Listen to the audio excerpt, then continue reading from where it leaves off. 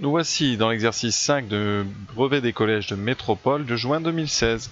Un calcul donc d'air et une utilisation d'un théorème bien connu, mais je vous laisse la surprise.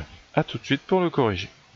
Alors la première question, donc on vous demande de calculer un budget. Alors avant on va quand même lire bien le texte. Donc vous avez comme ça un grand triangle avec ici deux angles droits indiqués, donc AS est parallèle à RC, on verra si on s'en sert, mais ça a tout l'air d'être une configuration de Thalès. Le triangle non coloré ici, c'est la zone de jeu, et la zone assurée, c'est le skatepark. Alors qu'est-ce qu'on a comme longueur dans le texte? Donc on nous dit que PAR sont alignés, donc PSC sont alignés, ça c'est très bien. Et les distances, on connaît PA, on connaît AR, et on connaît AS. Voilà. Première question, la commune souhaite semer du gazon sur la zone blanche, donc la zone de jeu. On connaît donc le prix des sacs, on a 13,90 l'unité, et chaque sac permet de couvrir 140 mètres carrés. Donc quel budget est-ce qu'on doit prévoir? Donc là c'est simple, il faudrait connaître le nombre de sacs qu'on a besoin d'acheter, c'est-à-dire la surface de la zone de jeu. Alors la zone de jeu, donc il nous faut l'air, de la zone R de la zone de jeu.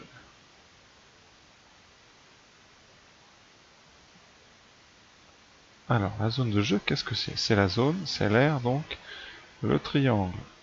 C'est un triangle, hein, le triangle A. Bon, PAS, on va appeler comme ça, pas. Et rectangle, c'est codé sur le dessin. Et rectangle en A.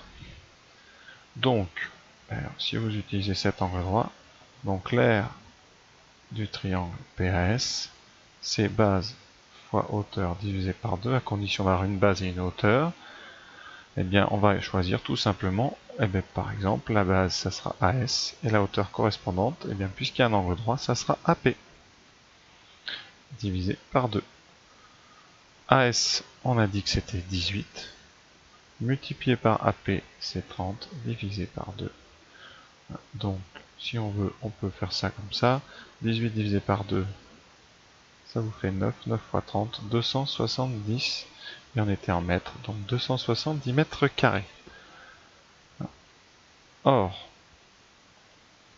chaque sac permet de couvrir une surface de 140 mètres carrés. Donc, sans faire trop de calculs, il nous faut deux sacs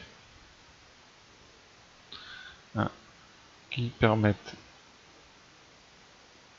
de couvrir 280 mètres carrés. Voilà, on aura 10 mètres carrés. Voilà. Donc assez pour nos 270 mètres carrés. Voilà la première question. Alors assez simple. Hein. La deuxième maintenant. On va calculer l'aire de la zone grise, la zone assurée, c'est-à-dire la zone ASCR. Alors on a deux façons de faire. Soit on calcule directement l'aire du trapèze ASCR.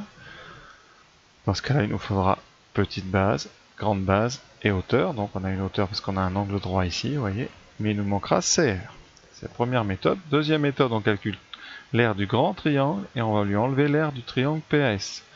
Même problème, pour l'aire du grand triangle, il nous faudra aussi la longueur CR. Donc dans tous les cas, il nous faut la longueur CR. Donc calculons CR. Alors on va utiliser évidemment Thalès. Donc on va se mettre dans le grand triangle, donc dans le triangle PCR. Qu'est-ce qu'on a? On a le point A qui appartient au segment PR. Le point S appartient au segment PC. Et on a donc AS qui est parallèle à RC.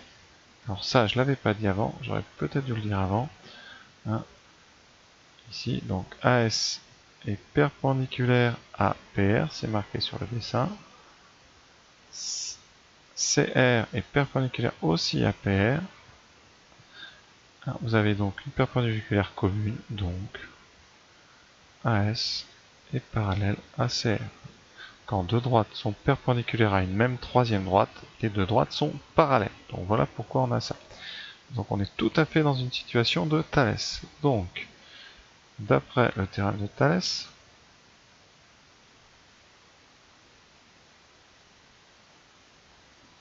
de Monsieur Thalès, eh bien qu'est-ce qu'on a? Donc je fais comme d'habitude un petit dessin. Vous avez votre petit triangle ici qui est ASP et le très grand triangle. Alors je vous fais à côté, même si sur le dessin ils sont l'un dans l'autre. Voilà.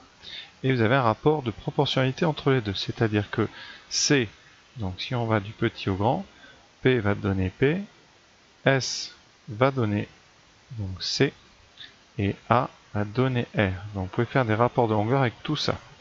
Donc ça donnerait, par exemple, eh bien on va utiliser le côté PAR puisqu'on connaît toutes les longueurs. On va donc avoir petit côté.